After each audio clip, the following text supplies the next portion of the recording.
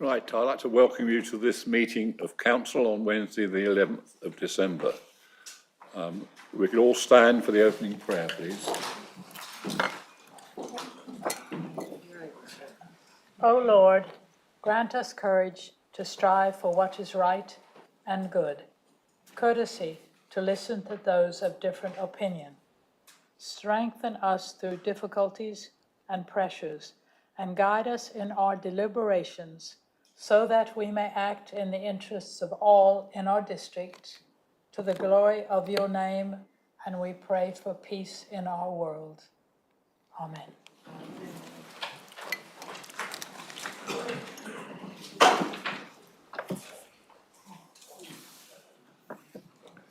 Right, item 2 on the agenda, to receive questions from members of the public, but no questions have been received.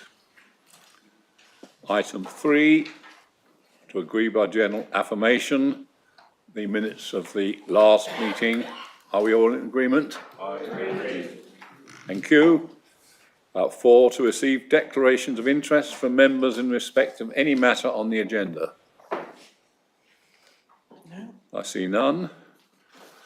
Then we move to any items that the chairman agrees to take as urgent business.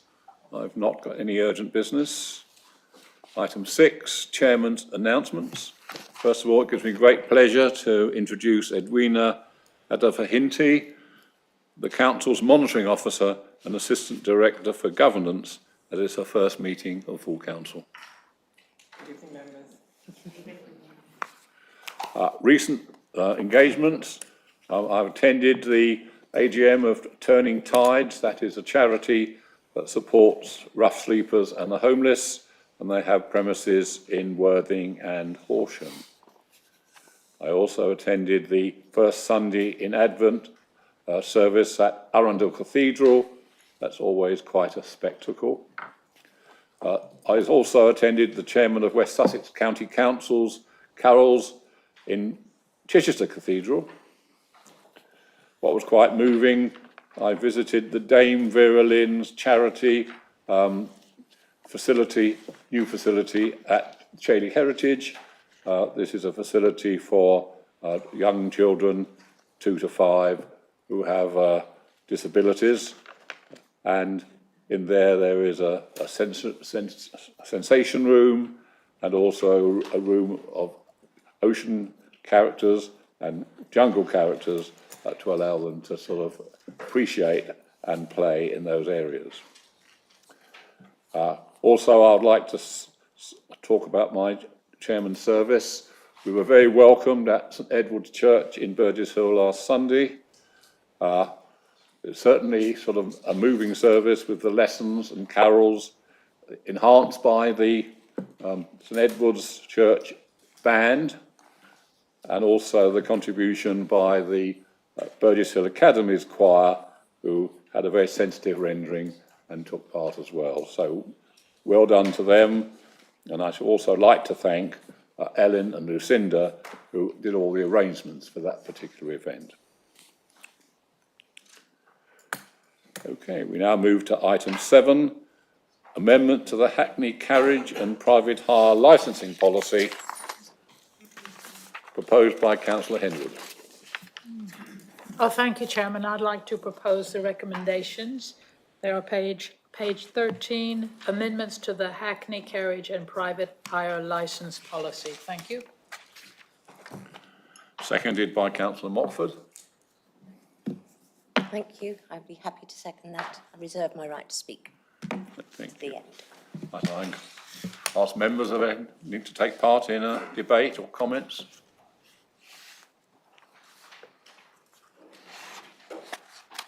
I see none. So perhaps we then move to the vote. Does Councillor Montford wish to make a... Oh, sorry. Happy to move to the vote here. Okay, right.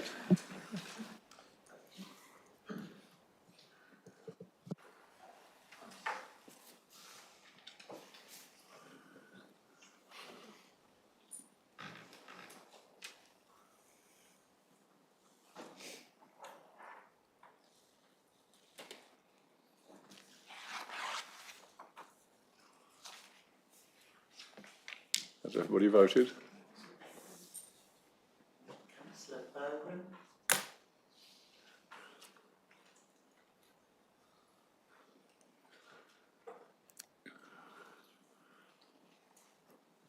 Okay, perhaps, Thank you. Chair, 4 to 2 yes, no, 0, no abstention. That is carried, Chair. right, thank you very much. We now move to item 8, draft pavement licensing policy, proposed by councillor Henwood.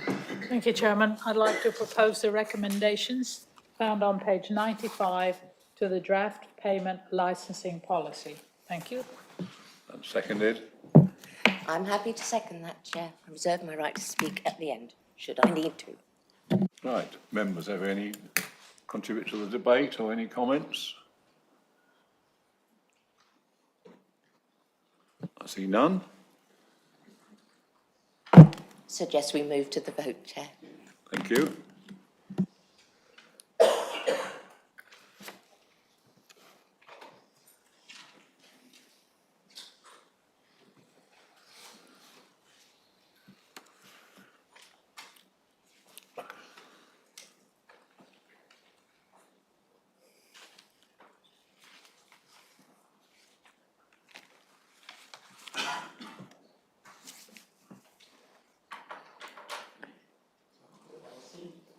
Margaret's here.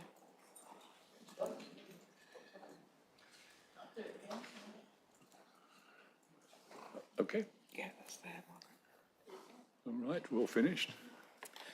Chair, 4 to 2 yeses, no, 0 noes, and no abstention.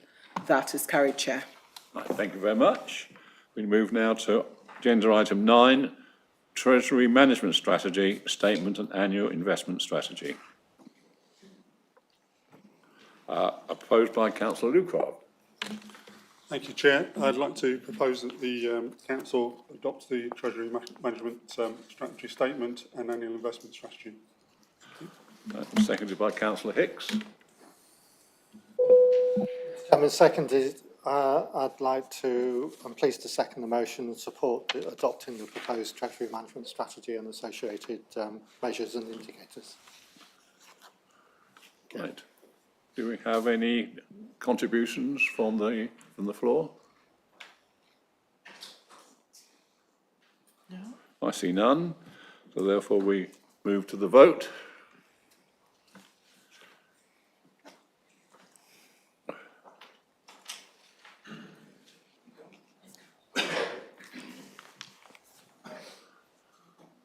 Looks all right. There we are. Chair, 4 to 2 yes votes, 0 no votes, no abstention. That is carried. Right, thank you all very much. Move now quickly to item 10, the Greater Brighton Economic Board admission of a new member, proposed by councillor Eggleston. Yes, thank you, Chairman. Happy to recommend the appointment of the NHS Sussex ICB to the board of GBEB. There'll be a welcome addition to the work of that board, and the requirement is that all local authorities have to approve their admission. Right, thank you. Seconded by councillor Gibson.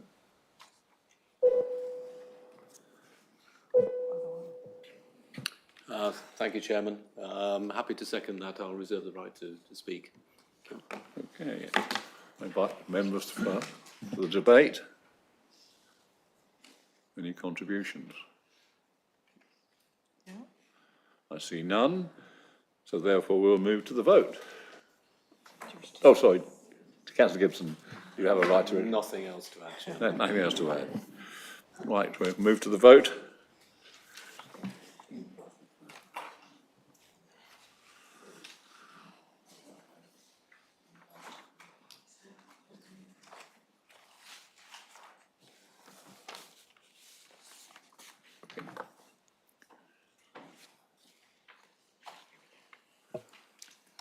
Chair, 4 to 2 yes votes, 0 no votes, and no abstentions. That is carried. Thank you. Right, thank you very much, everybody. We move now to item 11, The Leaders' Report. Councillor Eggleston. Yes, thank you, Chairman. Just a short report, 5 areas. Firstly, Science Park as part of the Greater Brighton Economic Board. On the 6th of November, I attended, along with our CEO, Catherine Hall, an all-day session of the Greater Brighton Economic Board, where we presented some key investment opportunities for the GBEB area to the Department of Business and Trade. Catherine Hall gave a detailed presentation on the Burgess Hill growth area, both in terms of investment to date, but also the business case for a £15 million government investment to help unlock the science park. Feedback from the presentation was very positive, both from other GBEB partners, but also the government itself, and we will be continuing those discussions and lobbying the DBT over the coming weeks and months. We also had the opportunity to receive a presentation from the founder of Universal Quantum and a look around their research lab, which was fascinating, and I discovered that you can indeed be in 2 places at once. On the district plan, as members know, we completed stage 1 of the district plan in November. Firstly, I'd like to thank those members who came to the examination or watched it on the live stream. Secondly, I'm sure all members would join me in thanking our team of officers and our King's Council for the way they conducted themselves through what was a stressful and at times difficult process.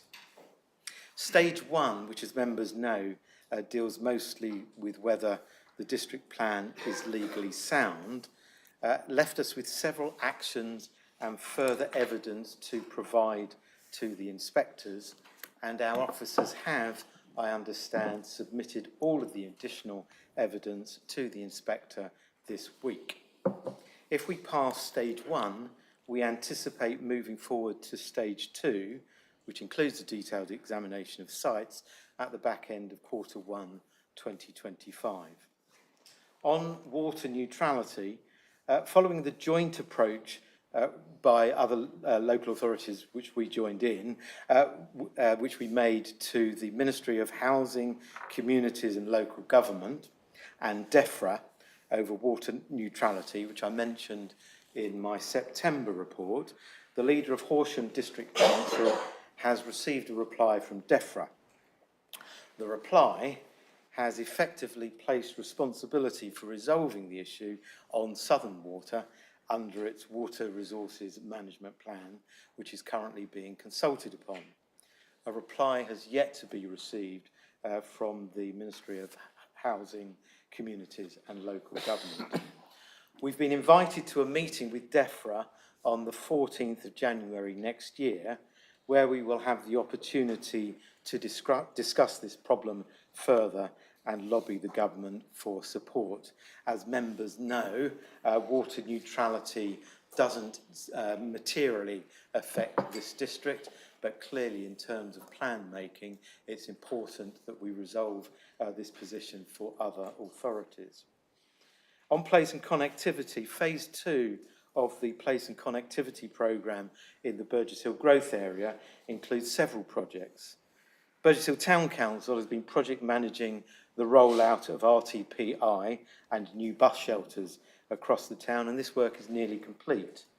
The 3 Tiers Place and Connectivity Steering Group met at the end of November to consider the next phase of the active travel project, with a focus on the active travel corridor through the Victoria Industrial Estate to link the town centre with the Green Circle network, the Brookley development and the business parks on the A2300. It is anticipated that work on this will commence in early 2026 following public engagement. And finally, Gatwick Airport. As members will recall, the Planning Inspectorate's examination of Gatwick's northern runway plans concluded at the end of August. The government is expected to make a final decision on the proposal in early 2025. Thank you.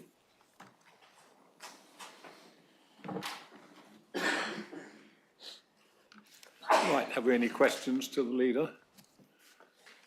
Councillor Lucroft.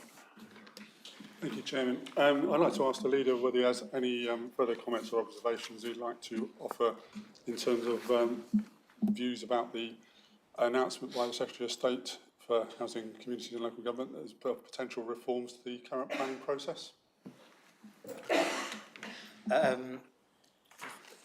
Thank you. I mean, I think some of the comments are probably not advisable in this chamber. This government's in a hurry, and we're expecting several announcements on the NPPF, English devolution, and obviously the financial settlement, which my colleague will refer to in the next few days. What I'd like to do, in fact, is invite the Deputy Prime Minister to meet with me, our two planning chairs and senior planning officers at Mid Sussex, so that she can get a proper understanding of what good planning practice looks like. I can't speak for other local authorities, but we all know in this chamber that we have a district plan.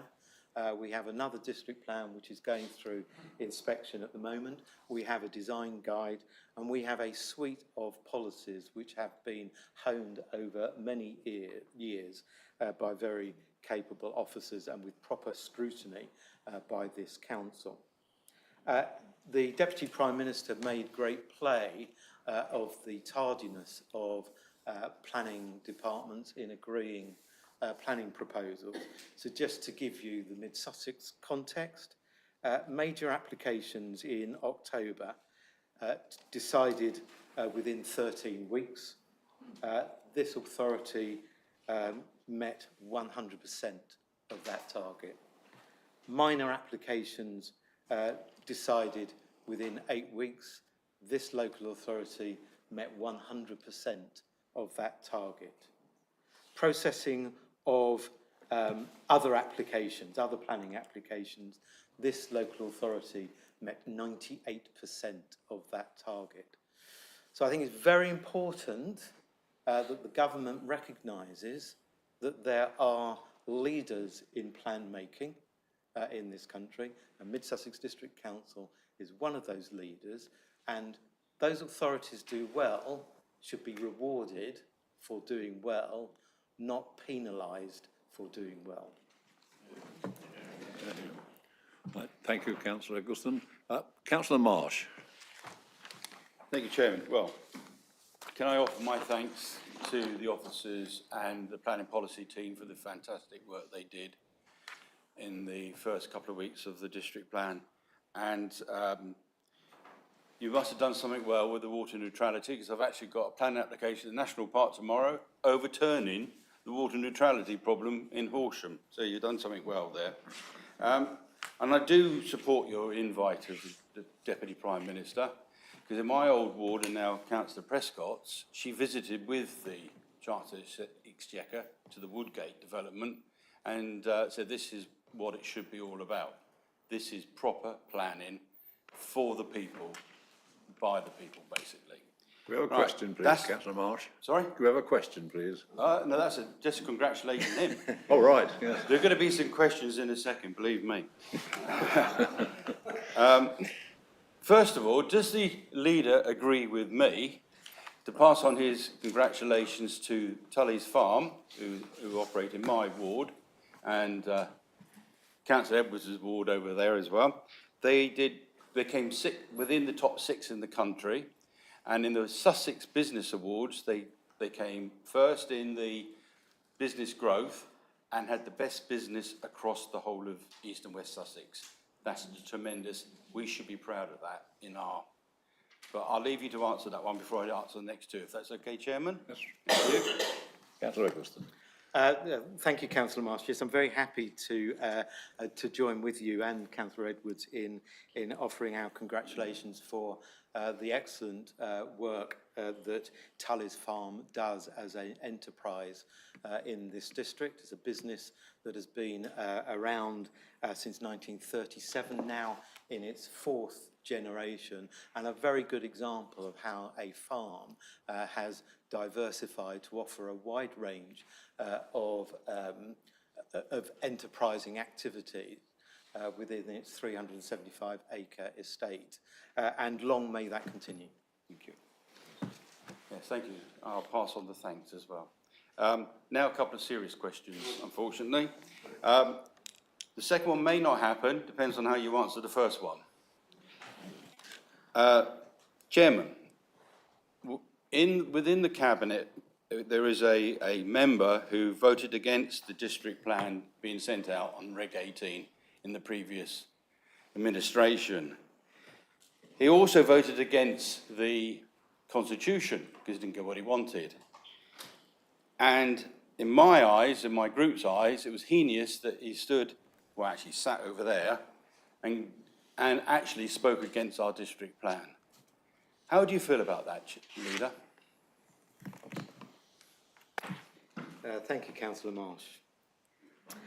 So to be clear, that our coalition agreement included a carve-out for the independent group on the district plan. However, now that Regulation 19 draft has been passed by the Council and is in examination, I do believe that it is incumbent upon all of us not to do anything to disrupt the process of getting the plan approved.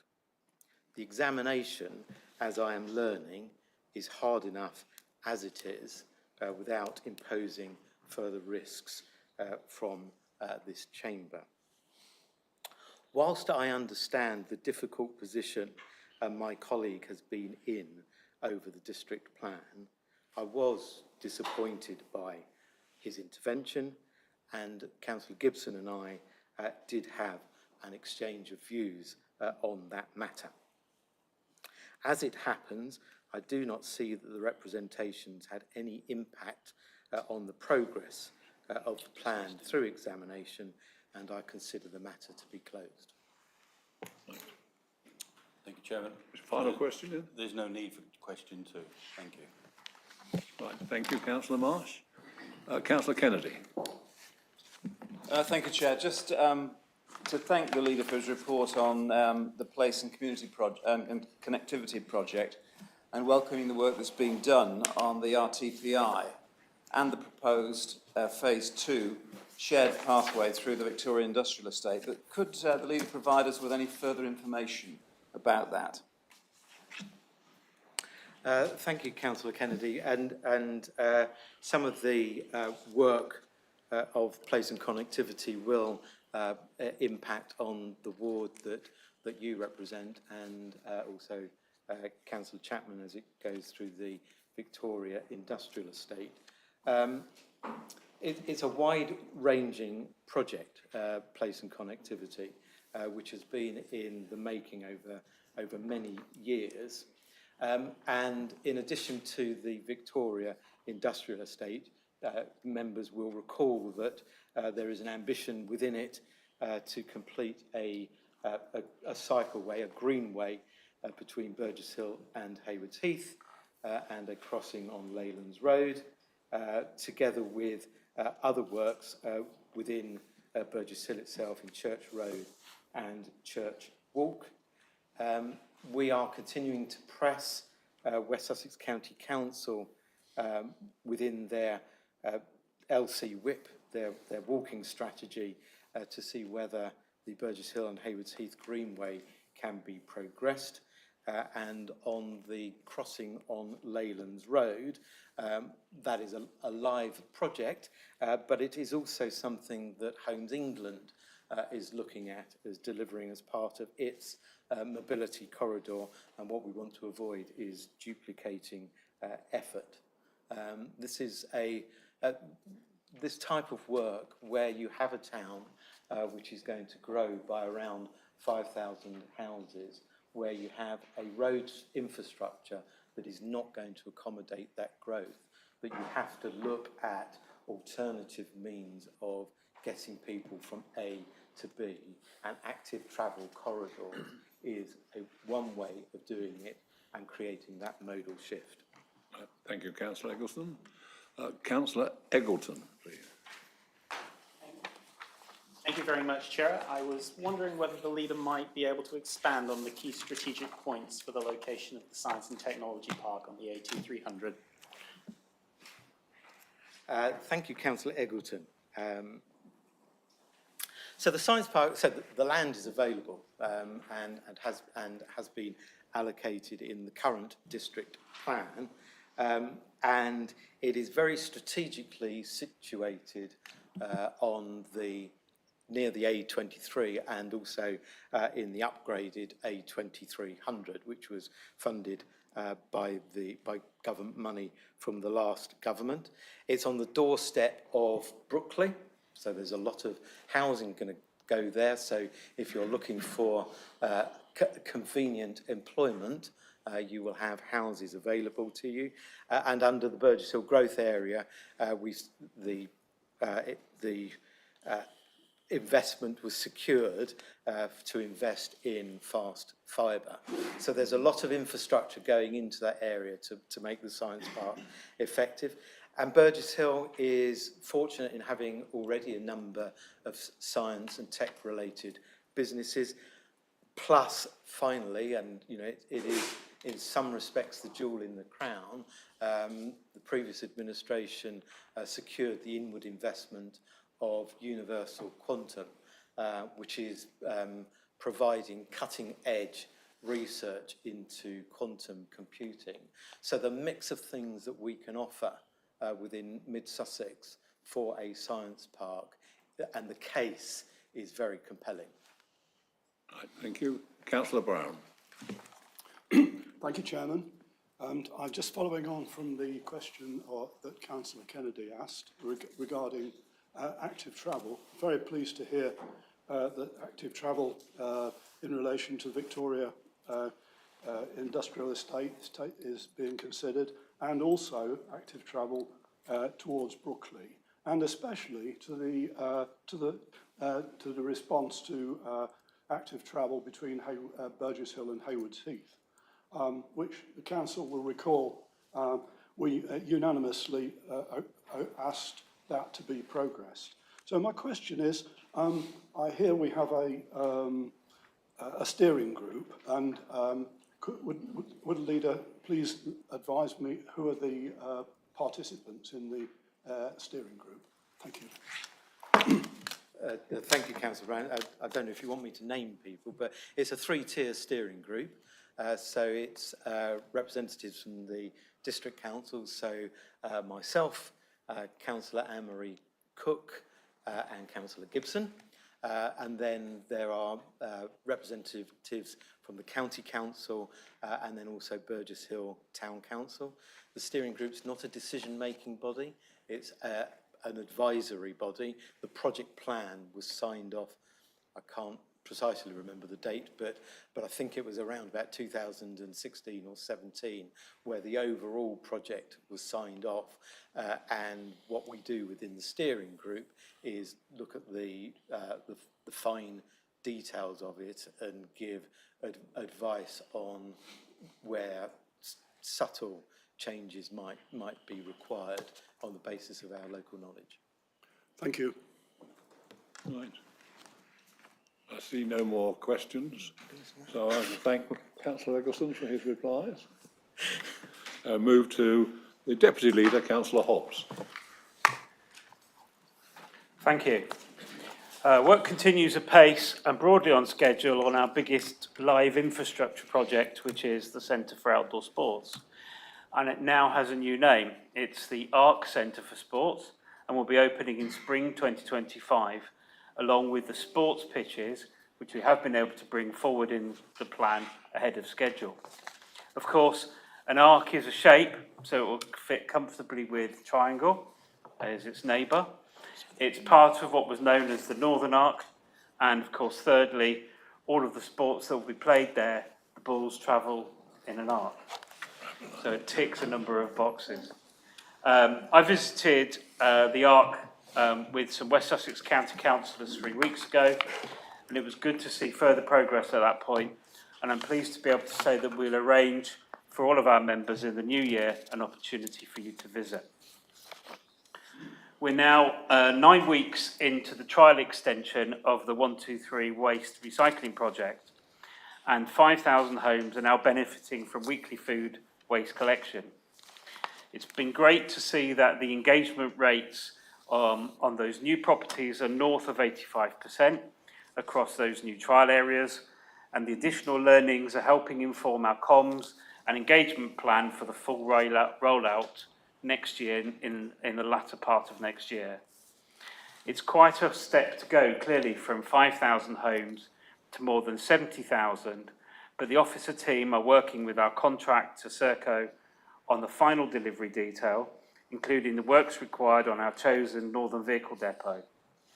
You will have seen simpler recycling aspirations being raised by the new government just 2 weeks ago, and whilst this won't derail our plans for 123, it increases the onus on us and on this and all councils to account for how we deal with an important recyclable waste stream, which is cardboard and paper, if we aren't going to be collecting it separately. You'll be aware that cybercrime is on the increase across the world, and unfortunately district council systems are not immune to attacks. There is both value in our data, but also the ability for miscreants to disable the work of the council and hold it to ransom. The attacks on our systems are real and regular, but I'm pleased to report that we have good practice in place to reduce the risk to us. The council will be scheduling further training for us councillors and is providing guidance to parish and town councils to help them address these significant issues. I was pleased to see that the council has successfully tendered the work on our first three park master plans: Hemsley's Meadow and Finch's Field in Pease Cottage, Victoria Park in Haywards Heath, and Mount Noddy in East Grinstead. These works will commence in February or March next year and will run concurrently across all the 3 sites. Also advancing now are our next 2 cabs on the rank, London Road in Sussex and St John's Park in Burgess Hill, funded by developer contributions and added to the provisional capital plan for 25-26. Finally, last week I attended the East Courts and Ashplatts Working Group. This group is working towards delivering a new 10-year plan now for the site, and it was good to hear the exchange of opinions from the members of the different groups that they represent. The estate and its environments are an asset to be preserved, developed, in recognition of the reason they were gifted to the people and enjoyed by many. Thank you. I'm happy to take questions. Any questions for Councillor Cobbs? Councillor Hatton. Thank you, Chairman. In view of the government's simpler recycling announcement, can you explain why we don't think we need to do separate collections of cardboard and paper? Yes, thank you. I think in answer to that it's effectively, at the moment, as you know, all of our recycling, other than food, goes into one single container, and we have an excellent process of sorting that. That container is dry, products going into there should be clean. This is obviously the blue bin that I'm talking about. And so being able to segregate it in the first stage of separating, it means that we can deliver exactly what the resident can deliver, but in a bulk situation. So therefore, it's our view and the government's view at the moment that so long as we can continue to deliver dry and clean paper and cardboard into the recycling network, then we will be fine and shouldn't need to introduce new bins. Thank you. Right. Councillor Marsh. Thank you, Chairman. Could the Deputy Leader sort of explain, you just mentioned food waste trials. I had a letter from this council, God knows, only months ago now, saying that we were on the list to be done, and then it went into that deathly silence, hence the fact I'm asking you the question. Are we going to get involved in this in Balcombe, even though we had the letter sent to us? Because a couple of my residents are saying, well, I've got this letter, nothing's ever happened. So could you possibly elucidate, please? Yeah, thank you for your question. Obviously don't know the specifics as you've only just presented them to me, but I will take it offline and come back to you with an answer. Chairman, can I just quickly come back Yes. to that? Can we wait 3 months before we get these questions, can I get it within the week, please, if it's possible? Because sometimes we have to wait 3 months before we get these questions sent back to us. And by the time you can't remember what they asked a question about in the first place. Thank you. Of course, and of course it's important that as soon as you have an issue to raise, please do so, and don't feel you need to wait to a full council meeting, and then we could have got you the answer before, but thank you. Okay. Councillor Eaves. Thank you, Chairman. Thank you, Councillor Hobbs, for the report on the Centre for Outdoor Sports. Could you give us any update on whether you're making any progress for hockey, because it rather fell short in the plans? Thank you. Thank you for your question. There are a couple of opportunities for hockey that remain very live. So the first thing is the movement of football that is played on the 2G pitch at the Triangle to the new Centre for Outdoor Sports, because hockey can't be played on the 3G pitch there. That will free up capacity at the Triangle for hockey to be played there. The council remains in active discussion with organisations here in Haywards Heath and has money available for investment in hockey pitches at St Francis, and those discussions continue as opportunities, and that's about creating a new hockey facility here in the town. Councillor John Belsey. Thank you, Chairman, and thank you very much for that update and the update on the Parks Improvement Programme, and I'm sure many of us are looking forward to seeing the spades in the grounds early next year in many of those parks. One of the parks that you didn't mention was Brooklands Park, which I know is not in the first tranche, but I would be grateful if you could just give some confirmation that that remains in the Park Investment Programme, and perhaps you could give us a timeline as to when you might expect investment in that, please, given we did the engagement back in summer 2021 with the public and unveiled plans at that time. Thank you. Thank you, Councillor Belsey, for your question. I will have to look into that one and come back to you. Thank you. Right, I see no more questions, so thank you, Councillor Hobbs. And then we'll move on to Councillor Member for Finance, Revenue and Benefits, Councillor Hicks. Thank you, Chairman. I'm pleased to report that positive progress has been made on the draft 25-26 corporate plan and budget, and would like to thank all members of the cross-party steering group who have supported its development. In particular, whilst significant savings will be proposed, such as reducing costs for facilities management and building control, no cuts in services are included in the draft plan, and I would like to thank the officer team for their diligence in bringing forward these proposals. I note additional work is still being finalised on charges and fees that the council levies to ensure we provide value for money, can invest in increased demand, and are able to recover reasonable costs. I reiterate my thanks to the members of the Service and Financial Planning Working Group for the positive way they approach the options presented to them. We still await confirmation of government funding for revenue support and additional grant funding for next year, and the Council expects an announcement on the 19th of December will provide further details, after which a briefing will be sent to all members. However, the government's recent local government finance policy statement outlined its current thinking, noting it promised return to multi-year settlements, but without further detail it is difficult to judge the effect on Mid Sussex, other than it was highly likely to be negative. Beyond next year, the government has stated its aim is to redistribute local authority funding, including business rates, to areas with greater need, using deprivation as a proxy measure. However, I would argue the government also needs to take into account current cost pressures across all authorities.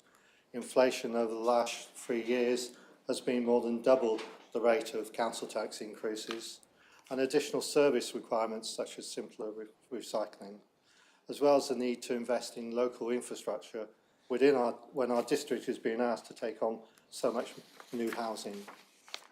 It therefore seems clear that the fair funding review will result in a significant loss of income from business rates, although there's no detail yet, but this will apply from 26-27.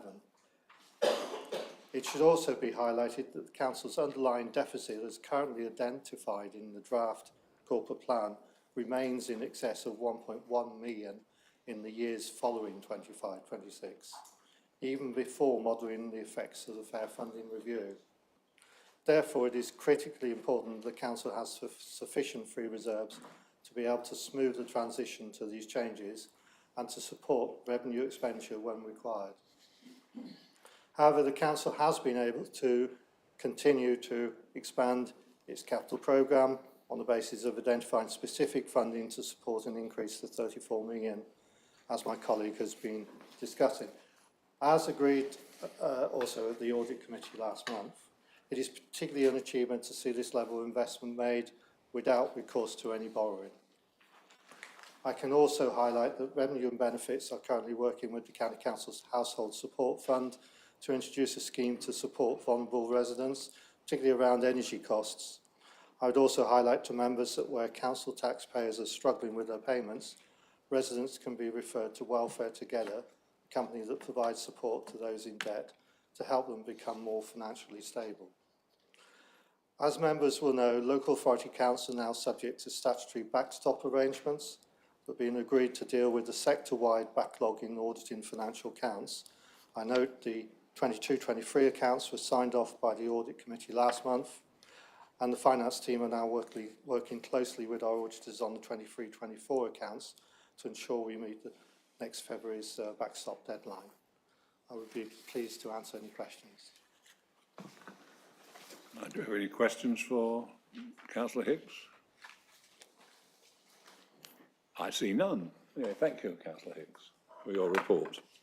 Now I move to Cabinet Member for Communities and Communications, Councillor Cook. Thank you. I'll start with community. I'm very pleased to say that at the most recent Cabinet Grants panel, we were able to approve 9 further applications. Following our campaign to publicise the availability of these grants and clarifying the selection criteria, we have been delighted to see a substantial increase in successful applications and are on course to distribute the full £100,000 budgeted for this financial year. I'm looking forward to meeting with many of the recipients over the next few weeks. There will be a social media campaign to inform of the grants and so reach ever more potential applicants, while also promoting awareness of the successful organisations. Disability Facilities Grants is another area where we are making a positive contribution to the lives of some of our most vulnerable residents. As you may know, the focus of these grants is on keeping people in their own homes, particularly in respect to either avoiding hospital admission or moving people out of hospital and back into their homes as soon as possible. These grants are fully funded by a £1.4 million government grant, which will be taken up in full by the end of the financial year. Mid Sussex is in the top 10 councils nationally for speed and delivery of DFGs. I have been pleased to attend various meetings and panels in this role since our last full council meeting, including among others the AGM of Musra, now renamed the more descriptive Community People, and most recently on Monday the Air Quality Management Area Steering Group. The latter, I am pleased to report, met for the last time, as the AQMA under consideration, the Stone Pound Crossroads in Sussex, which I'm sure many of us pass through wherever in the district we are, hence the issue there, has seen improvements in air quality, such that it no longer requires special measures. It is always a pleasure to attend the Playday events, and more recently also the urban events in Burgess Hill. The urban events evidencing to the community the ongoing working partnership with New River Retail. Over the October half-term, there were 813 attendees at the urban events and 663 over the 3 play days.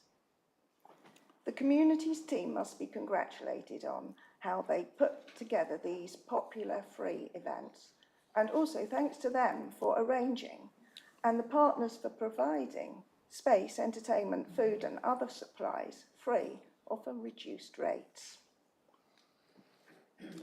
Communications.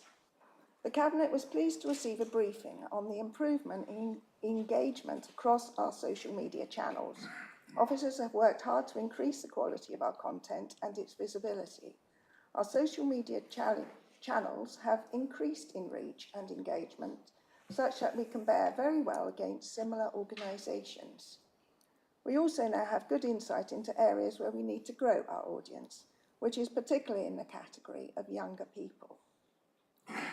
We continue to seek more sign-ups to our email, Mid Sussex Matters, and would ask all members for support for a targeted campaign in the new year. We also circulate in local print magazines to 51,000 homes in the 3 towns, 15,000 in villages, and 2,000 in other pick-up locations every month. Clare Hall. I would like to reiterate my ongoing thanks to the Clare Hall Executive Steering Group, who are working hard with our advisors to bring forward options to deliver in line with the decision taken earlier this year. We look forward to receiving the outcome of this work at Cabinet before the end of the financial year. Thank you. Welcome any questions.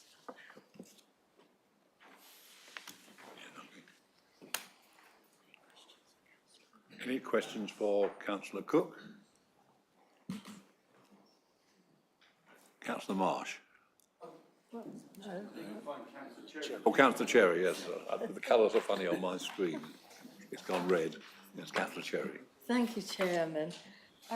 Yes, whilst it's good news that improvements in the air quality around the Stonepound crossroads in Sussex has improved to such an extent that the Air Quality Management Area Steering Group, I think you said, they find that it's no longer eligible for special measures. That's great news, but slightly worried. What assurances do we have that the air quality in this area will continue to be monitored, as I travel there quite a bit, and there's often a considerable build-up of traffic at these crossroads. So perhaps if you can give us some idea. Thank you. Thank you. I kind of anticipated that question. I found the whole procedure really interesting. Air quality is measured across the district at various points, and our environmental team will continue to measure and monitor pollution in the Stonepound Crossroads area. The difference now will be that, having not crossed the threshold for emergency measures for the last 5 years, we now don't have to have a formal management plan that's then approved by DEFRA. But measures that have been put in place there will continue. So there will continue to be the cut engine signs, the active travel route, another active travel route, from Sayers Common to Sussex.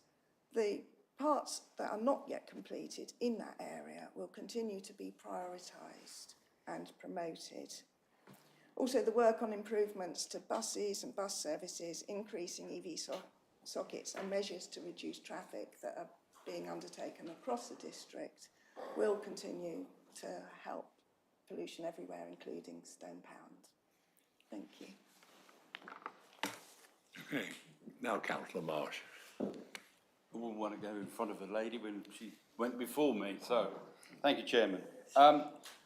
Congratulations on becoming the Chairman of your Cabinet Grants panel, which leads me to one of my questions. I've got 2.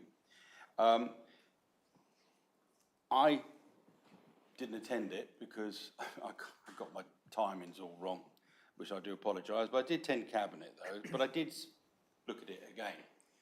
And yes, it's very good that you've doled out, 9 recipients, but what is slightly concerning myself and members of my group, that when you doled out the 9 grants, only one of them came from the north of the district, which was a little bit of a shame when you consider that 8 came from Haywards downwards and only 1, and that happened to be the Crawley down. Coincidental? I don't know, but it was. The other question, which is I'm going to ask you, which I find disappointing I've got to ask this question, and I assume it falls within your portfolio. As we approach November, and I hadn't had the chance to since the last council meeting, you put out that please don't buy anything because it will add to our problems of green waste and all that go. You are aware that November and December are the two busiest. It does lead me to believe that you may not be supporting businesses you profess to. Luckily, you saw the error of your ways and you dropped it. Can we make sure there is no repetition next year, please? Thank you. Councillor Cook. Thank you, Councillor Marsh. Regarding grants in the north, we have strict criteria which all grants need to comply with, and there is no geographical spread. It's nice to see that they cover the whole area, but there is no policy to pick and choose grants depending on where they're based, as long as they're in the district, of course. So maybe we need to look at ways maybe councillors in the north can bear in mind what sort of organisations they've got in their area that may like to apply for a grant, and take a good look at the United Nations sustainability goals and see how they can fit in to comply with those criteria, and make the applications again before our next meeting. I think it might be in February, but we can check that. But absolutely no bias in grants. Many of them support the whole area anyway. They may have their head office in Burgess Hill or Haywards Heath, but I'm sure that they would, take care of anybody or welcome people from East Grinstead or elsewhere in the north. Right. Regarding the Keep Britain Tidy, No New November campaign, I think you might imagine that actually wasn't an idea that the Liberal Democrats came up with, that we don't want to support Christmas shopping in our high streets. Those of us on town and parish councils have worked hard for Christmas events across the district.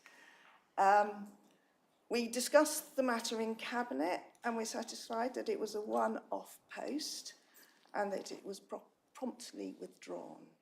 It was in error, not in policy. Keep Britain Tidy is a nationally respected organisation, and if they had run this campaign in January, as in the past, this would have felt like a reasonable cause to support. It would then have been in line with our commitment to sustainability and the environment, and would also have been there to support our charity shops, vintage shops, second-hand shops, and repair cafes. So yes, that was a one-off, and more care, I'm sure, will be taken across all of us and all of the offices to make sure that we keep a close eye if anything goes out by mistake. Thank you. Councillor Bates. Thank you, Mr. Chairman. I just wanted to comment on the play days. I did pop into the one at the Haywards Heath College, ran between 1:30 and 3:30. I popped in latter part of the session. Everybody was there really enjoying themselves. And I thought, how are they ever going to finish this at 3:30? I think they wanted to be there all evening, so well done on that one. Yeah. And just as a quick comment about Stone Pound, I know it. And I'm just thinking, are these figures going to be changed because of the amount of electric vehicles in the future? Yes, I would imagine that the electric vehicles will continue the downward trend on nitrogen. I'm not very good at science. Nitrogen dioxide in the air and small particles should help. Thank you, and thank you. I think everybody enjoyed the play days. It always makes me think of a big birthday party going on that's open to everybody with no financial requirements. Thank you. Thank you, Councillor Cook. Councillor Brown. Thank you, Chairman. My question to Councillor Cook is about air quality measurement, and I'm pleased to hear that the levels at Stone Pound Crossroad now no longer require a permanent facility there. Some time ago, I understand council obtained a mobile air quality measuring facility. And first of all, I wondered if it's still available. And secondly, when I go around not only my ward, but also adjacent wards, let's say in East Grinstead, I see queuing traffic in areas where there are residents. And I just wonder, how will you go about, how the council go about identifying areas with possible air quality issues and then deploy and offer to deploy a temporary facility to measure it? Thank you very much. Thank you for your question. As councillors, if we have an area where we think that there is a problem with air quality, the Environmental Protection Team, Nick Bennett, would be very pleased to hear from you. And the actual air quality monitor is quite a small, simple thing that can be fitted quite easily. I don't think we want the whole place littered. I think there's something in the order, I can't remember, 30 to 40 of them across the district.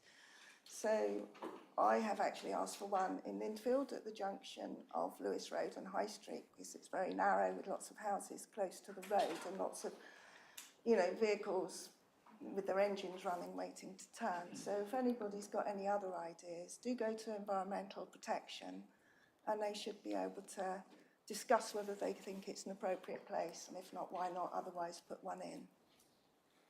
Thank you. Okay, thank you. I see no more questions.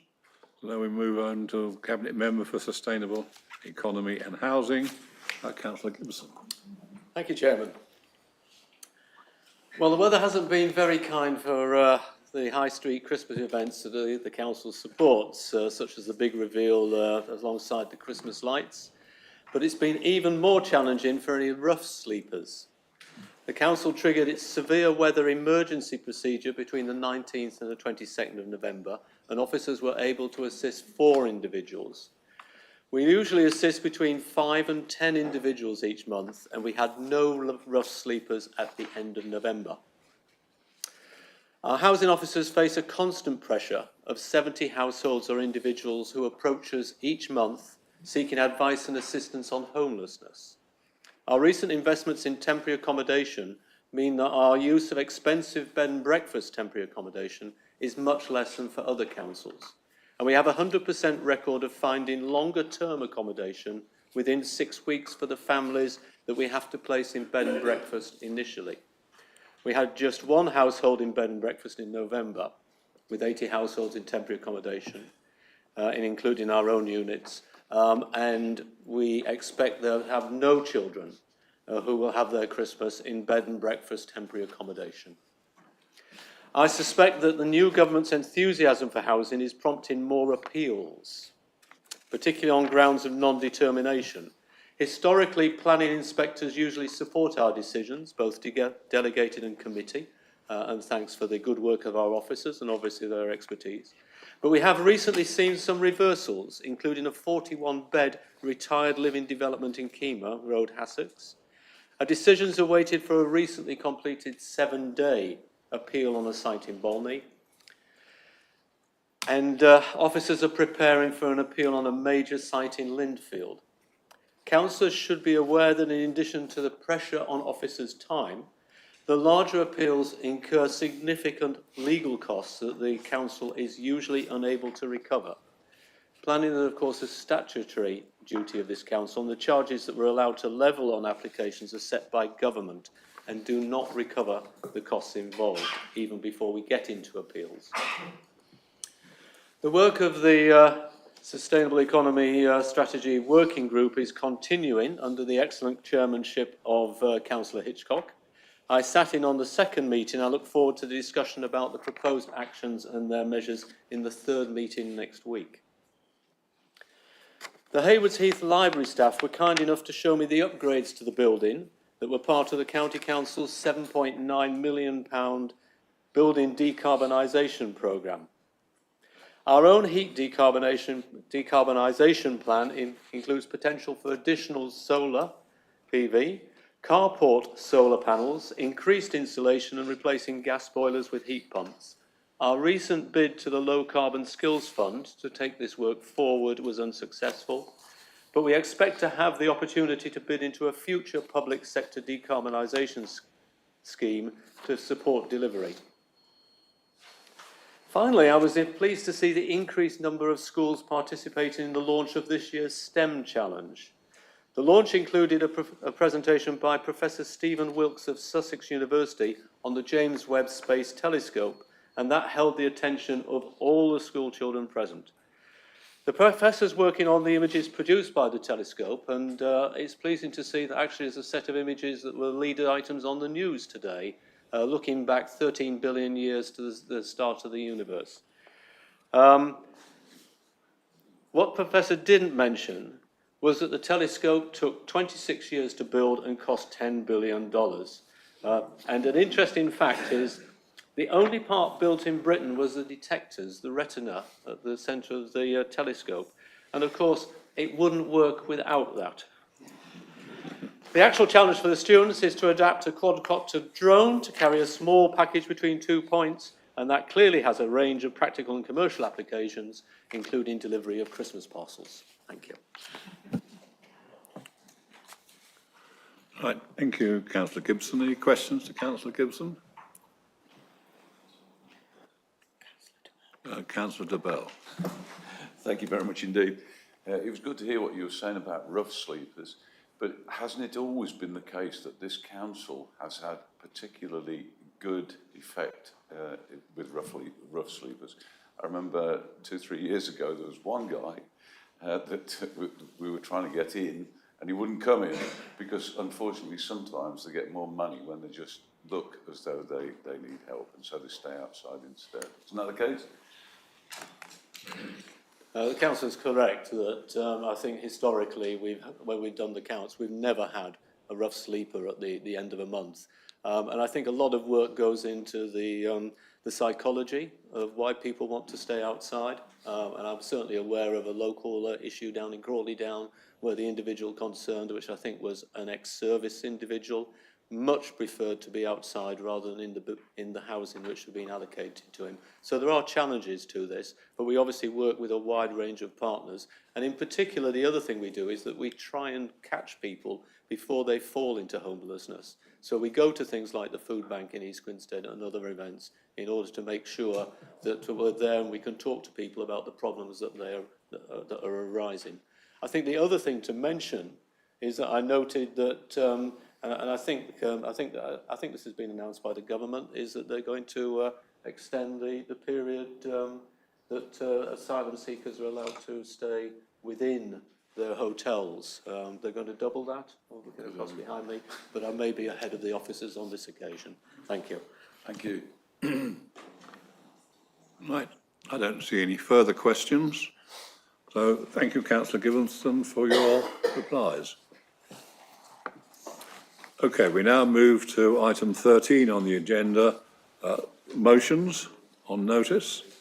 The first motion, the Climate and Nature Bill. There is a tabled alteration for this motion. Due to exceptional circumstances, Councillor Cornish, who was to propose this, cannot attend the meeting. So on this occasion, I'm prepared to allow Councillor Eaves to alter the motion. Councillor Eaves. Thank you very much, Chair, for letting me stand in for Councillor Cornish as mover at short notice. So you have before you a slightly amended version of this, and everyone can see that. So do you want me to speak to it now, Chair, or just to move it? Okay. Just to move the alteration. I hereby move the slightly tweaked version. Thank you. Okay, are we agreed to the amendment to the motion? Okay, so therefore I'll ask Councillor Eaves to speak and introduce the motion. Thank you, Chair. The Climate and Nature Bill was first presented to Parliament as the Climate and Ecological Emergency Bill by Caroline Lucas back in 2020. The new version, due to be presented on the 24th of January by Ros Savage MP, and so far supported by 180 MPs, and that includes Sir Roger Gale and Simon Hoare for the Conservatives, Stella Creasy and Louise Haigh for Labour, and many, many Lib Dems and Greens, including, of course, Alison Bennett, present here today. So this new version would require the UK government to make a full plan to protect us from the climate emergency and threats to the natural world. Such a plan is needed to reverse global warming and the loss of plants, animals and people. In particular, the bill would require the government to commit to the following actions: delivering a joined-up environmental plan, as the crises in climate and nature are deeply intertwined, requiring a plan that considers both together. Reducing greenhouse gas emissions in line with the best chance of meeting the UK's Paris Agreement obligations, which we signed nearly 10 years ago now. And not only halting, but also reversing the decline in nature, setting nature measurably on the path to recovery by 2030. The existing Environment Act only aims to halt the decline of nature by 2030. Also taking responsibility for our overseas footprint, both in terms of emissions and ecologically, prioritising nature in decision-making, and ending fossil fuel production and imports as rapidly as possible. Those are the words in the Act. Providing for the retraining of people currently working in the fossil fuel industries, and giving people a say in finding a fair way forward through an independent and temporary climate and nature assembly, representative of the UK population, an essential tool for bringing public opinion along with the unprecedented pace of change required. I hope you will feel able to support this motion. Thank you. Right. Can I call on Councillor Eggleton to second the motion?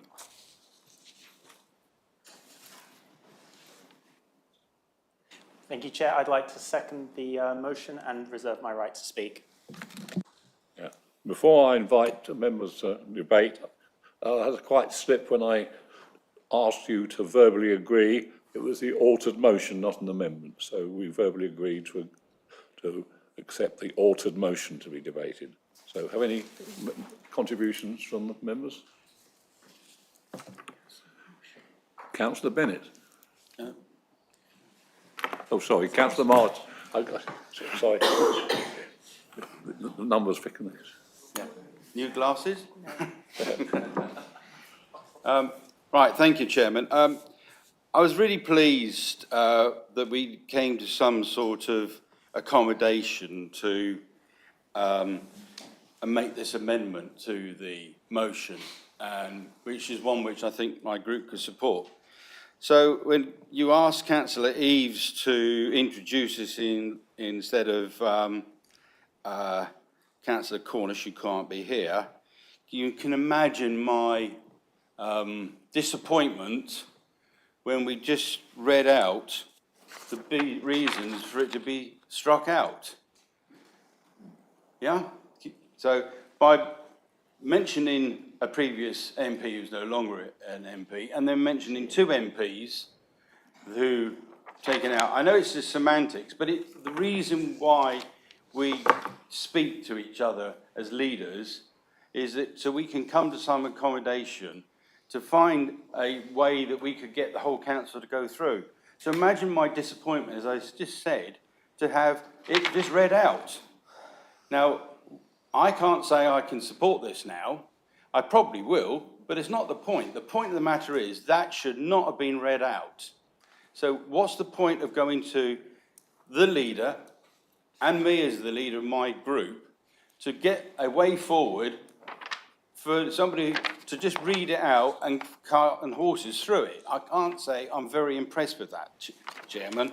And I do hope that when we come to this next motion with the amendments, that we don't read out the reasons why it was struck out and we read into it the bit which is added in, because then I won't sign it next time. Thank you, Chairman. Thank you, Councillor Marsh. Right. Councillor Bennett. Thank you, Chairman. I should begin by declaring an interest as a Member of Parliament. I realise that I'm not quite sure how to follow Councillor Marsh without my very existence being a problem, but I will do my best and I'll speak as a member of this council.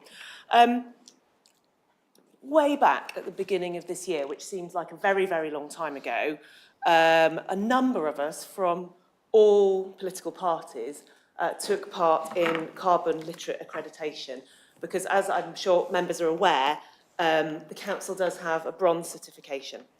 And I was pleased to spend those evenings last winter learning more about the climate crisis and about what we need to do to become carbon literate, both as citizens, as councillors, and this council.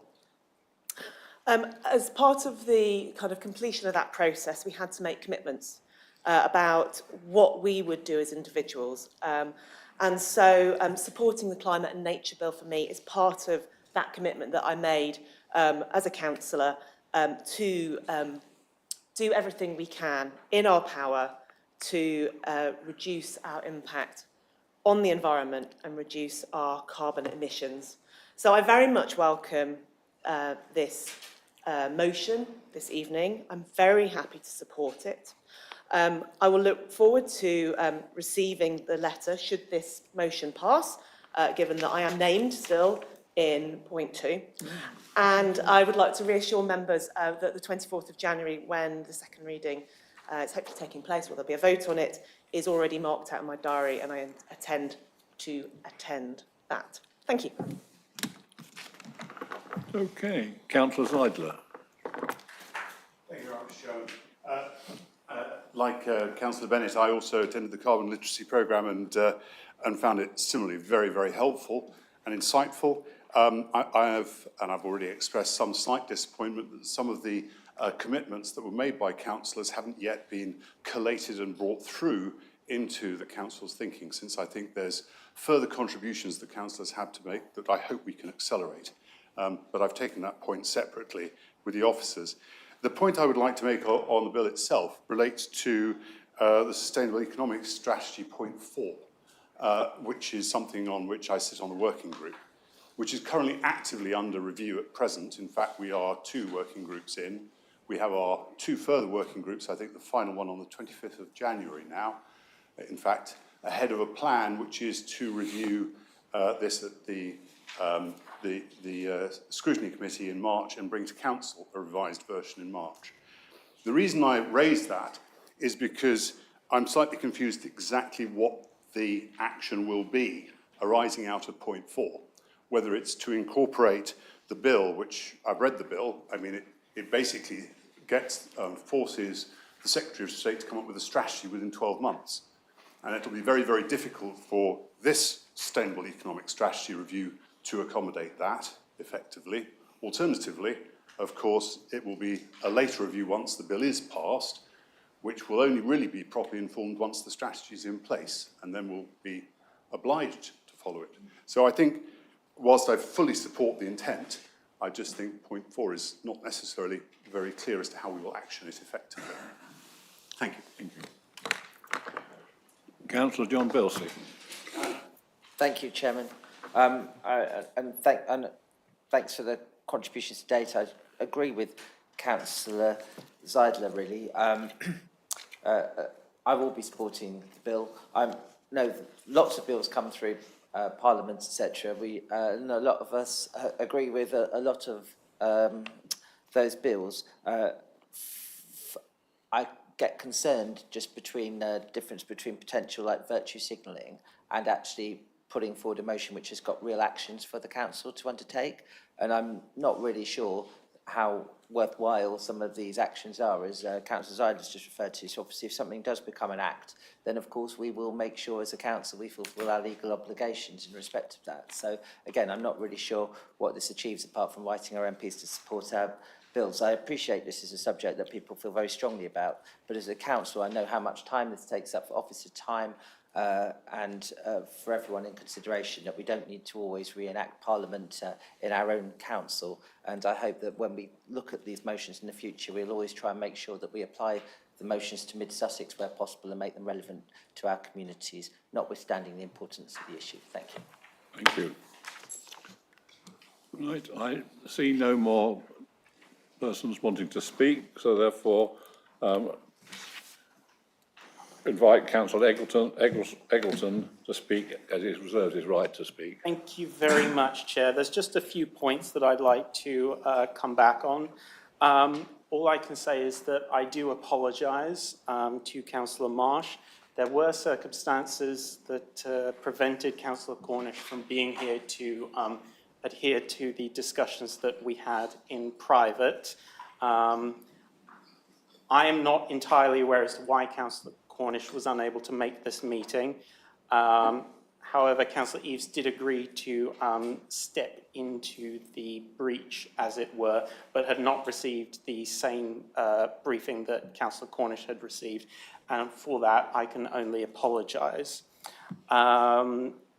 Secondly, to Councillor Bennett, well, I think we're fully in agreement with each other there. And the only thing I really have to say is that no one should feel as if they have to apologise for their existence. And lastly, if I may take Councillor Zeidler and Belsey's points together, because I believe that there is a strong synergy there. In terms of point 4, if point 4 were removed, it would serve to effectively be a form of virtue signalling. It would have no real action or consequence as a result without point 4. It would, however, serve to make us feel very warm and fuzzy inside. That is why I believe that point 4 is actually quite important to be there, so that it can feed into the sustainable economy strategy that's in progress. I appreciate those discussions are currently ongoing, but it will set us up to the future so that we adhere to the principles, and it's a real declaration of intent. If we potentially wait until the bill is on statute, we may not have sufficient resource at that particular point in time to create the optimal plan. Here we have some time, we have some space to ensure that we adhere to those principles and can ensure that when our policies are enacted, they are optimal. Thank you. Thank you. Okay, I call on Councillor Eaves to conclude. Thank you very much, Chairman. Well, I think we all know that Councillor Marsh is a very sensitive soul, and I had no idea that he was quite that sensitive. I also had no idea that I wasn't going to be allowed to say certain things, and I have to say that you're voting on the motion, not on what I said, so I resent this attempt to stifle debate, because that is exactly what it is. Regarding other people's support, thank you very much, and Councillor Belsey, I'd like to say, really, the important thing here is to get as many councils as possible to get behind this because of the pressure of time. Other councils are passing similar motions, and because it's a private member's bill, it's obviously on a knife edge. It's very difficult to get these things through, especially because it's on a Friday. So thank you very much anyway for your support. Thank you, Councillor Eaves. I call upon Councillor Gibson, a Cabinet Member whose this area he covers. Thank you, Chairman. I'd like to thank the councillors for their interventions in the debate. I think Councillor Eaves set out the issues very well. I think Councillor Marsh has the right, certainly, to make the point that he made, and I just hope that it won't prevent him from voting for the motion. Councillors Bennett and Zeidler both referred to the carbon literacy training that I too enjoyed. Was it last year or was it earlier this year? Faded in time, isn't it? Right, okay. And I'm pleased to say that we've got the Bronze Award. Further training is going to be arranged early next year for officers, and that will be extended to those of you who are unable to find the opportunity to do so, and it's recommended. Both in terms of understanding all the issues that we've heard about tonight and their relative importance, which I think is also. So let me just pick up on the point about the Sustainable Economy Working Group. And I'm pleased to confirm that the strategy and that the ambitious net zero targets that we have align with the thrust of the proposals in the bill. And that we've already implemented, of course, the biodiversity net gain requirements in the Environment Act 2021 to conserve and enhance biodiversity. So I think that one would expect that we can conclude the existing work of the working group confident in the knowledge that any further work that was required subsequently, should the bill become law, that will actually be a relatively minor piece of work, which we will of course undertake. But it should not, clearly the parliamentary process, we should not let the parliamentary process interfere with our, if you like, our own that. So, just in closing, I mean, clearly we're in a pivotal moment in the fight against climate change and the ongoing nature climate crisis. The Climate and Nature Bill is the only comprehensive piece of proposed legislation that tackles the full extent of the climate and nature emergency, and it's backed up by the most up-to-date scientific evidence. It seeks to limit global warming to 1.5%, which is crucial in preventing the most catastrophic impacts of climate change. And I think already there is a grave danger. This country, the UK, passed peak carbon in 1975, but China only this year is passing peak climate, and China is 30% of global emissions. So I think that there is a long way to go. We need the scientific work that will take the carbon back out of the atmosphere to really make the changes that are necessary. The bill obviously enjoys broad cross-party support. It'd be nice if a few more Conservatives were backing it. And by us backing it today, we're adding our voices to a growing call for urgent action.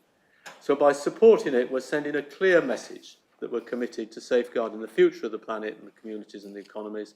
And we need to recognise that our own actions at local level, and that of course includes the commitments that we've made through the carbon, through the training, to ensure that the work that we do and the strategies that we pursue are aligned with this objective. So I commend the motion to the Council, and I hope everyone will support it. Thank you, Councillor Gibson. Right, I now invite members to vote on the altered motion. Use your touchscreens, please.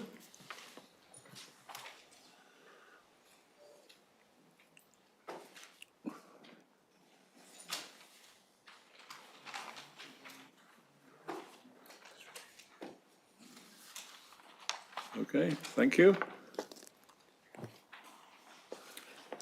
Chair, there are 40 votes for yes, none for no, and 2 abstentions. The motion is carried. Right, thank you very much. We now move to the second motion, local government finance. Motion to be withdrawn. I propose on Councillor Hicks to speak on withdrawing this motion. Thank you, Chairman. I'd ask for permission from the Council to withdraw the motion on local government finance, as its contents have been superseded by a government statement. Thank you. Thank you. Seconded by Councillor Lucroft. I agree with the comments of Councillor Hicks. Right. We'll ask members to verbally agree the withdrawal of the motion. Are we agreed? Agreed.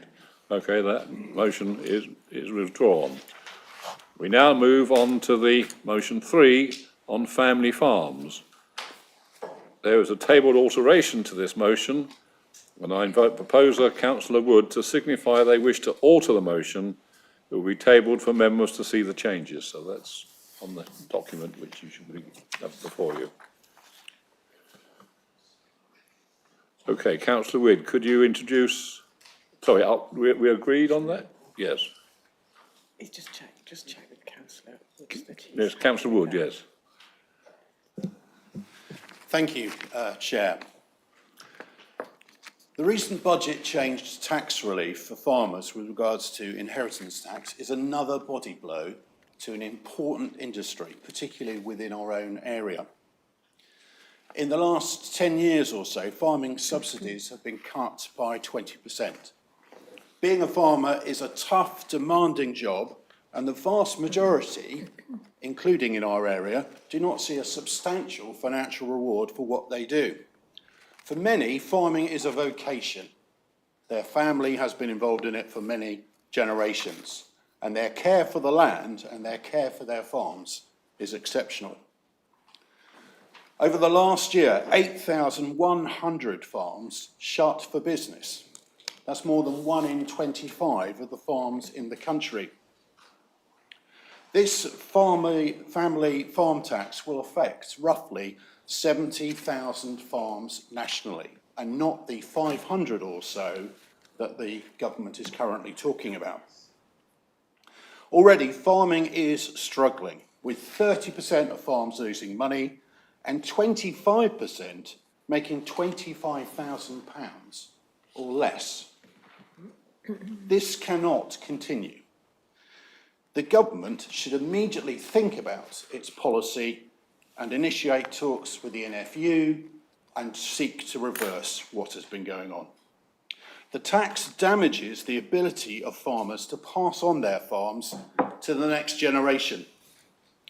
This threatens not only the livelihoods of farming families, but also their workforce, and also their suppliers, and often the villages and communities around the farms that are dependent on those farms for producing trade. It threatens food security in an uncertain world, and it encourages the development of larger and larger farms, which will not necessarily benefit the consumer in terms of price. It also puts at risk the overdevelopment of the countryside, as desperate farmers will sell parcels or larger elements of their land to developers, or perhaps to agribusinesses, or to real estate hedge funds, and we will lose the opportunity to produce food in our own country. We believe too that farmers are key allies in tackling climate change and caring for the countryside. Weaken their position financially, and undeniably, one of the things you will also weaken is the ability of farms to go in for projects like rewilding and other environmental enhancement measures. They have to have flexibility, and the proposed change at the moment will not give them that flexibility. It will just simply weaken the rural economy, increasing pressures on villages and communities across our area. So I'd like to call on group leaders to write to the Secretary of State for Environment, Food and Rural Affairs to express the Council's disappointment and call on them to stop the family farm tax. I'd like to encourage those leaders to think too about putting pressure on the government to make sure that we get a better deal for farmers when we are renegotiating the Trade and Cooperation Treaty in 2025. I'd like to call on the Cabinet Member for Sustainable Economy and Development to work with the 2 MPs who cover Mid Sussex to represent the challenges faced by farmers. And I'd like to call upon the Cabinet to review how it supports local family farms in Mid Sussex. They are a vital part of our economy, providing jobs, services and goods. They must not be undermined. We have a duty to make sure that they are cared for the future. Thank you. Thank you. Just one thing, Councillor Wood. We need actually for you to signify the wish to alter the motion. I'm quite happy to alter the motion. And are we as members agreed to the alteration to the motion? Agreed. Okay, now as Councillor Wood has opposed the motion, now it's seconded by Councillor Hicks. Yes, Chairman, thank you. As a son of a farmer, I know the struggle that many farming families have to make ends meet. Asset rich, income poor, and the pride farmers take in improving their land and passing it on as a legacy for future generations. Farming isn't a job, it's a way of life that requires dedication, resilience, and a deep connection to the land. The reason farmers are angry is not just because of the changes in the inheritance tax. And for example, the new free trade agreements bring the threat of cheap foreign imports, undercutting farmers and threatening environmental and food safety standards. However, the farm tax has become the final straw. Yes, the increased use of farmland by the rich to avoid taxes needs to be addressed. almost 2/3 of existing agricultural relief goes to just 200 estates each year, benefiting wealthy landowners who in many cases receive no trade-in income from farming.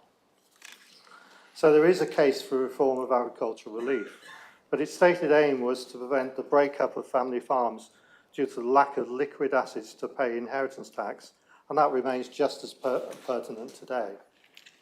This plan was not thought out properly, it was not in the Labour manifesto, and there was no consultation.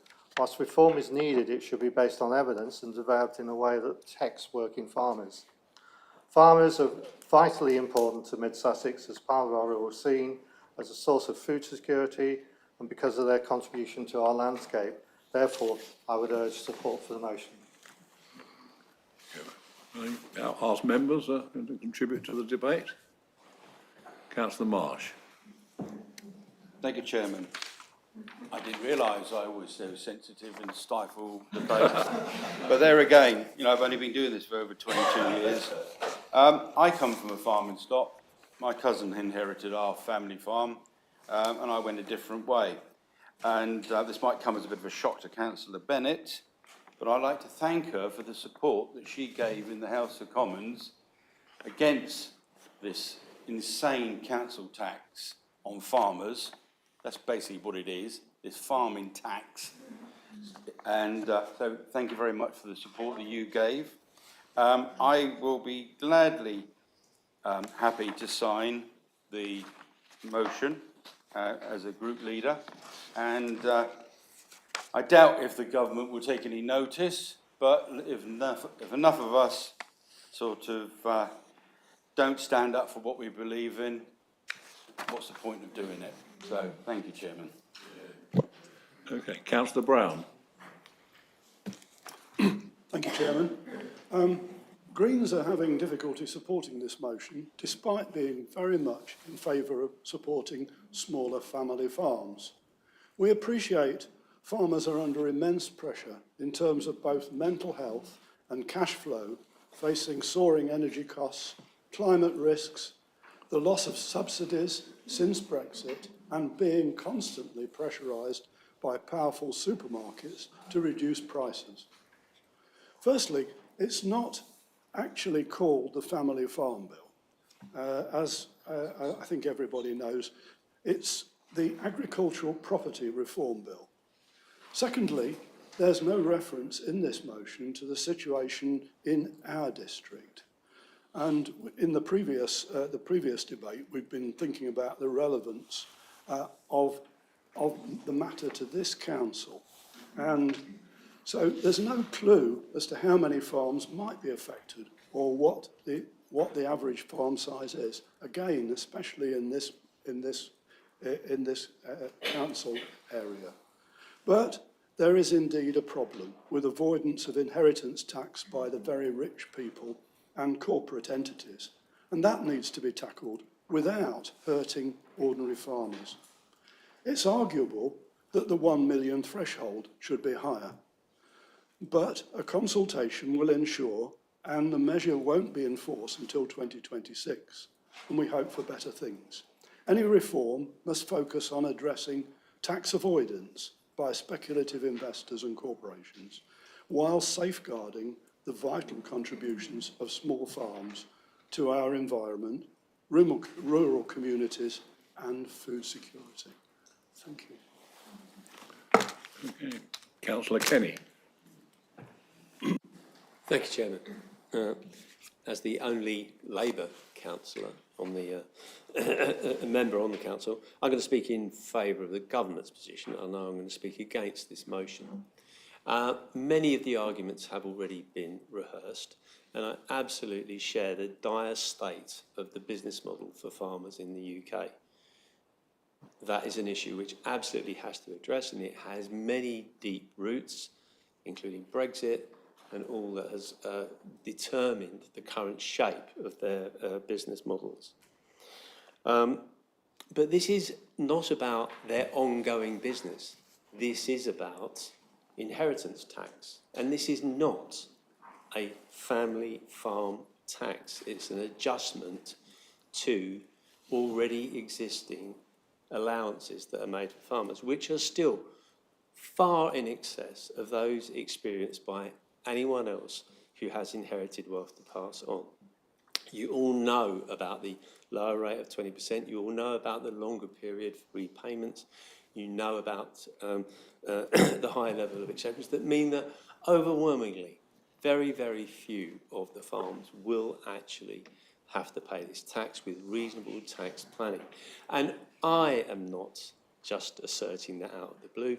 So Paul Johnson, the head of the IMF, a very well respected and non-party based analyst, says that that is clearly the case, and that reforms to the way that inheritance tax operates in relation to land have been long, long overdue. In the UK, we have the most concentrated form of land ownership that can be seen in any part of the developed world. And what has been going on for quite some time is what one well-respected commentator, Will Hutton, called hoarding of land by large landowners. And that dates back to 1984 and a change to the inheritance rules brought into place by Margaret Thatcher. So what we see is a market for land in the UK, which we all know is highly inflated. Land prices are very high. Rents, agricultural rents, are very high. And here is the key point about these changes. If introduced, they will help to open up the market. They will mean that the very largest landowners, the ones who are included within, that would be captured by this tax, will more often let go of parcels of land which are currently held and hoarded. Because if you are a young farmer, your biggest problem today, over and above the horrible business model, is being able to acquire land.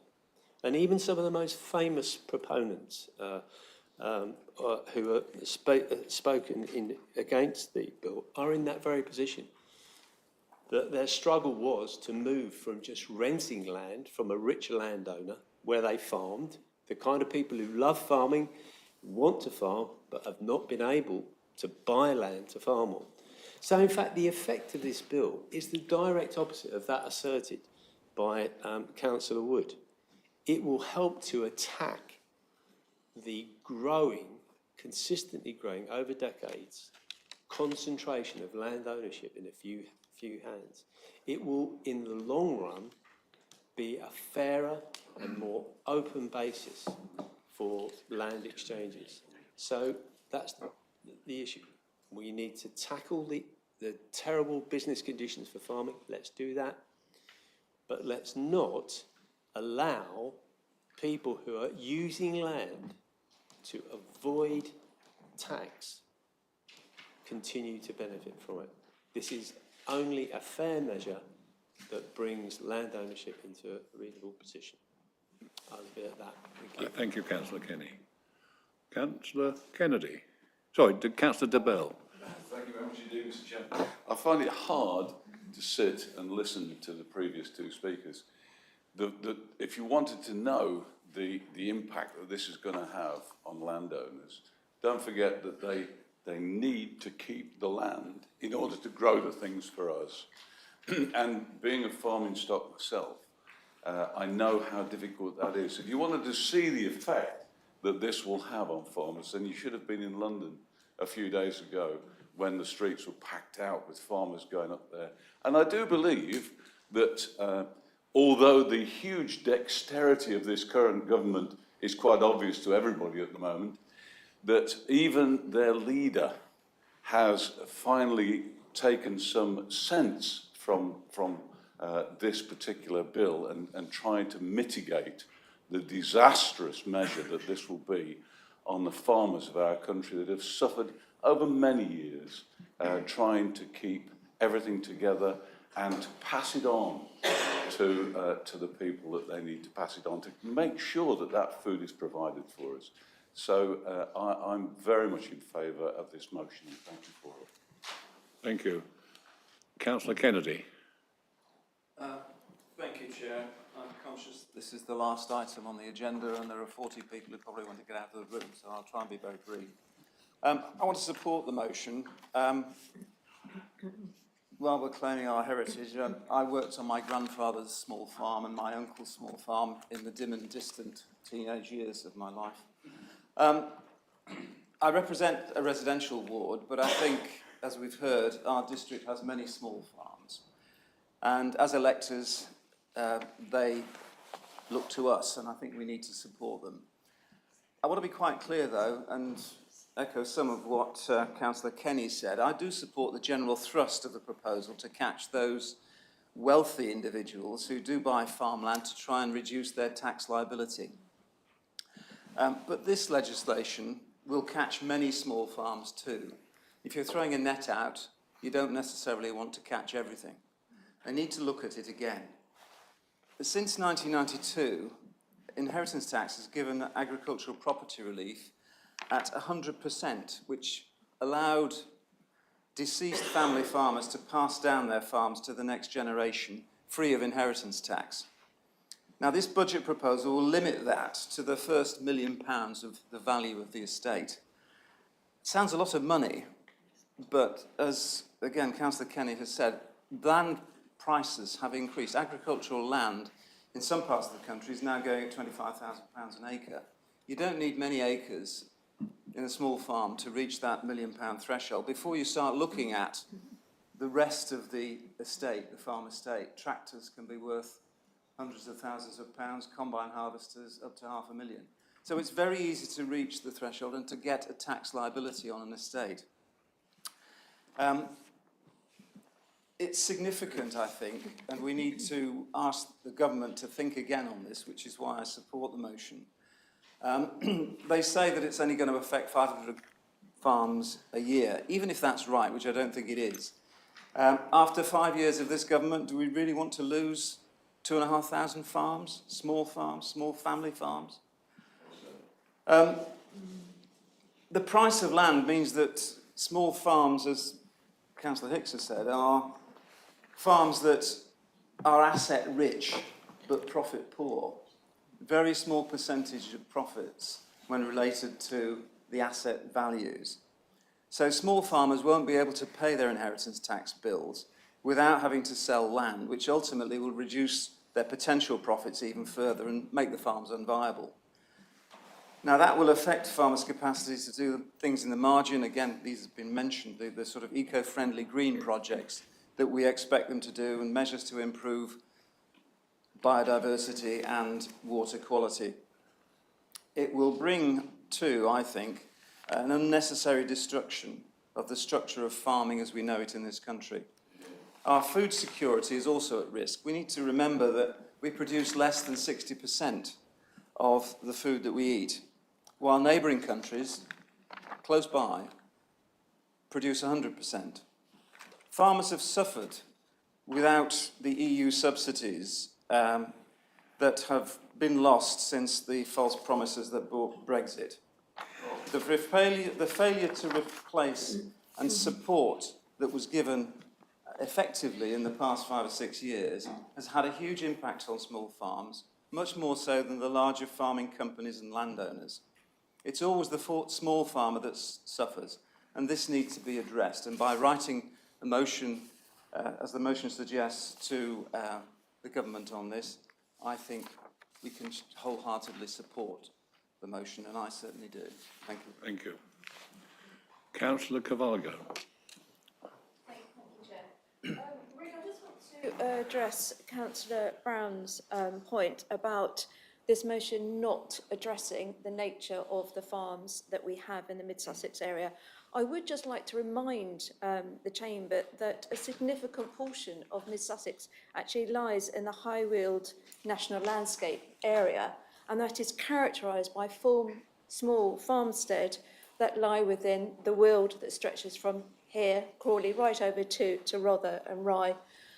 So it is really incumbent that we think hard about those farms that really do look to employ sustainable farming practices, and I feel very concerned that those will be threatened if we change the nature and the type of farms that we have. If I think about the goods that these farms produce, we've got vineyards, we've got small meat producing farms, we have vegetable growing farms. This is all helping me to decrease my climate zero carbon output. And I just want to sort of remind the Chamber that this is a serious threat to the ability for this farms to maintain and carry on the way that we have. We have a lovely, lovely landscape, and the national landscape is required to protect and preserve that natural environment, of which our farmsteads play a significant part. Yeah. Thank you. Thank you. Councillor Phillips. Thank you, Chairman. I don't come from a farming family. I come from a family of row women. But I do have sympathy with the motion, although there is one, and I won't go into the reasons that members have already set out previously, but I would have preferred if they'd asked for it to be reviewed and not withdrawn, because I think there is, as has been explained, there is undoubtedly a small element of people that own farmland that have bought the land with very little knowledge, very little interest in farming, and have bought it purely for the avoidance of inheritance tax. And it would appear that the government is using a hammer to crack a nut, and there are people that should genuinely be playing. So I say I would have preferred it to review, but I will support the motion. Thank you. I see no more people wishing to speak, so therefore to go to Councillor Wood to make his concluding remarks. Conscious that I am that we would like to eat and drink, I will just say a few things. In the long run, we are all dead. Any philosophy that says in the long run something will be sorted is not good enough. In the short to medium term, this policy is wrong and needs to be revised. It is an example, as one of my colleagues has just said, of a sledgehammer to crack a nut. Yes, there is abuse in the system. Yes, there are some landowners who are undeniably using it to avoid inheritance tax. But you don't make a law on the basis of a few to hurt the many. And this is an ill-conceived piece of legislation that we need to challenge. I'm going to leave it at that, because I think we need to celebrate in a moment. Thank you. Thank you. I'll invite Councillor Gibson to... So I stand between councillors and doubtless you'd like me to be brief. Let me start by helping Councillor Brown out, if I can. Councillor Brown, 210 businesses in the district, about 1,200 in the entire county, about 3% of the gross product of both. Size is the average in this area is 71 hectares, which is about 220 acres. I think the figure of I'm just looking to see. Councillor Kennedy quoted £25,000. I think you meant per hectare. I didn't meant per hectare, but that places the average value of a farm, if you do the calculation, at about 2 million. So they're going to get caught is the answer.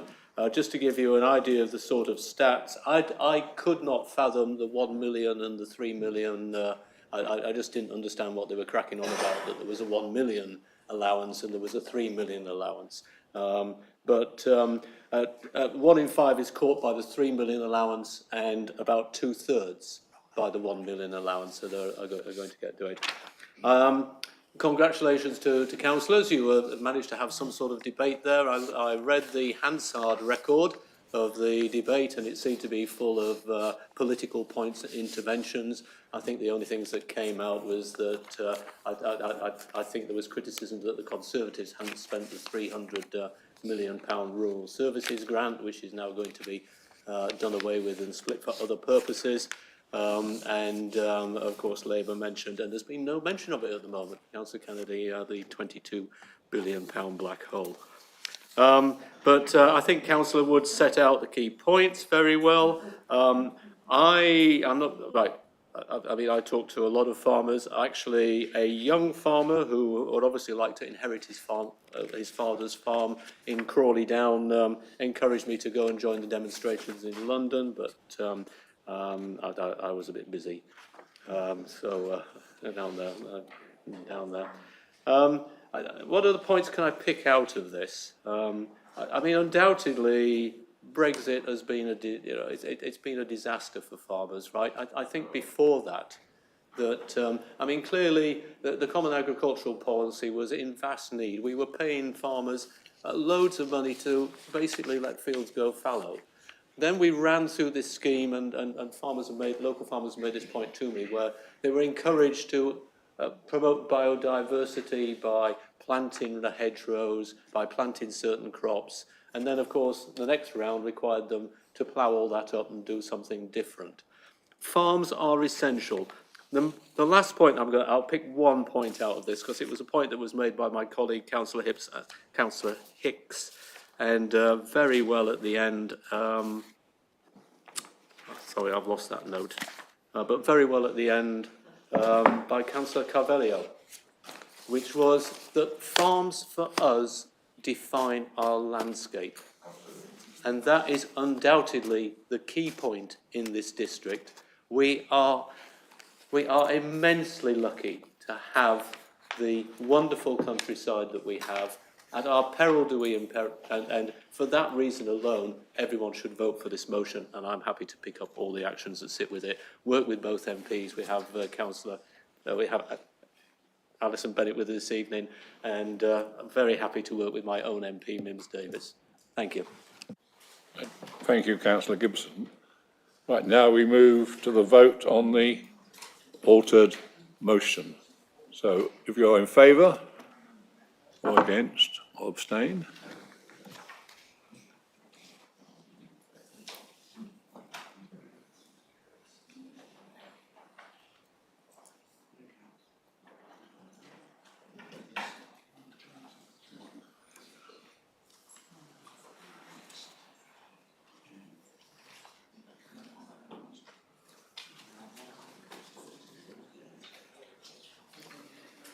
Councillor Chapman.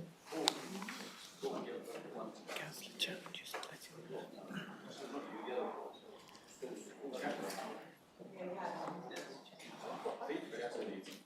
Mr. Chairman, perhaps it deserves a reset. Okay, reset. Can we reset? Oh, it's there now. It's there now, right. Okay. Yeah, we have it. Okay, we have it. Yeah. Chair, we have 35 votes for yes, 3 votes for no, and 4 abstentions. The motion is carried. Thank you. Right, thank you very much, everyone. Right, before I close the meeting, I'd like to welcome you down at the committee room my refreshments, and if you could remain in place until the live stream has concluded. Oh,